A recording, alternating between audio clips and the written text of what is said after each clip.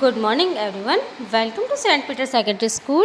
This is class 3rd and chapter is first. First video में जैसे बेटा आप पढ़ चुके हैं भाषा और व्याकरण के बारे में मैं आपको बता चुकी हूँ. थोड़ा सा रिकॉल कर लीजिए. फर्स्ट वीडियो में हमने देखा कि भाषा की परिभाषा क्या होती है. तो भाषा बोलचाल तथा लिखने का वह माध्यम है जिसके द्वारा हम अपने विचारों और भावों को प्रकट करते हैं तथा दूसरे के विचारों को भावों को समझते हैं. ये तो थी भाषा की परिभाषा. फिर हमने पढ़े भाषा के रूप. भाषा के दो मुख्य रूप होते हैं, मौखिक भाषा और लिखित भाषा.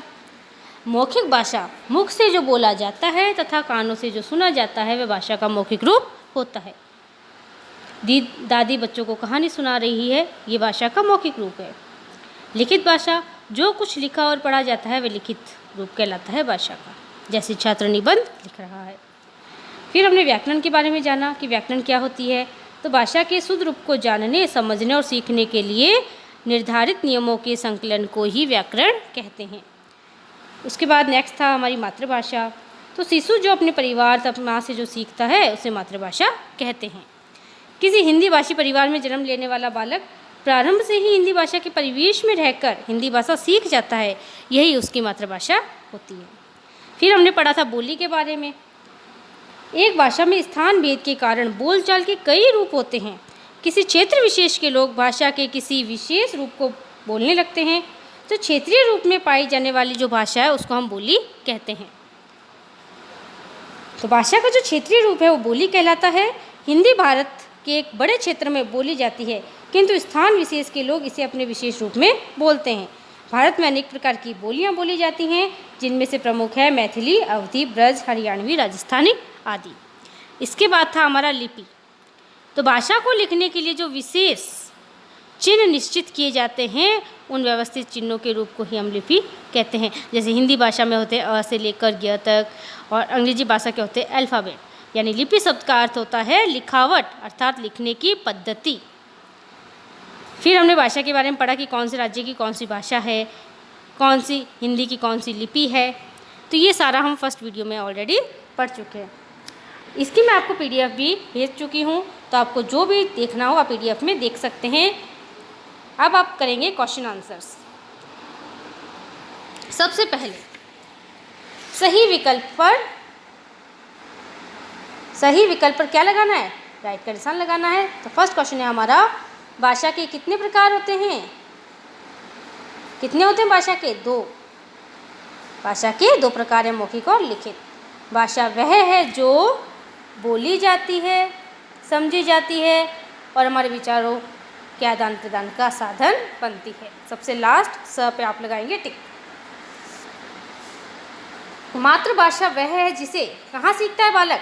अपने शहर से, अपने परिवार से या अपने पड़ोस से. कहाँ से सीखता है मातृभाषा? तो मातृभाषा वह है जिसे बालक अपने परिवार से सीखता है. प्रत्येक भाषा की क्या होती है? लिपि भिन्न भिन्न या एक जैसी? प्रत्येक भाषा की लिपि भिन्न भिन्न होती है. जैसे हिंदी की देवनागरी होती है और अलग अलग, पंजाबी है तो पंजाबी की कौन सी लिपि होती है? गुरुमुखी होती है. तो सब भाषाओं की अपनी अपनी लिपि होती है, एक जैसी लिपि नहीं होती. मन के भावों को संकेतों द्वारा प्रकट करने की भाषा क्या कहलाती है? सांकेतिक भाषा. लेकिन हम सांकेतिक भाषा को भाषा के रूप में हम मान्य नहीं करते, क्योंकि कभी कभी लोग संकेतों का गलत अर्थ समझ लेते हैं, इसीलिए भाषा का यह रूप मान्य नहीं है. तो ये हो गए आपके विकल्प वाले क्वेश्चंस. तो आप अपनी कॉपी में इनको राइट डाउन करेंगे. ये पीडीएफ भी मैं आपको सेंड कर दूंगी और आप अच्छे से इनको अपनी कॉपी में राइट डाउन करेंगे. चलिए सेकंड क्वेश्चन, प्रश्न उत्तर. निम्नलिखित प्रश्नों के आपको उत्तर लिखने हैं. तो सबसे पहला क्वेश्चन है आपका, भाषा किसे कहते हैं? तो भाषा बोलचाल तथा लिखने का वह माध्यम है जिसके द्वारा हम अपने विचारों और भावों को प्रकट करते हैं तथा दूसरों के विचारों और भावों को समझते हैं. तो क्वेश्चन फर्स्ट, ठीक है. नेक्स्ट वन, लिपि किसे कहते हैं? हिंदी भाषा की लिपि का नाम बताइए. तो भाषा को लिखने के लिए जो विशेष संकेत या चिन्ह निश्चित किए जाते हैं उनके व्यवस्थित रूप को हम लिपि कहते हैं. हिंदी भाषा की लिपि कौन सी है? देवनागरी. हिंदी भाषा देवनागरी लिपि में लिखी जाती है. लास्ट वन, मातृभाषा से क्या अभिप्राय है?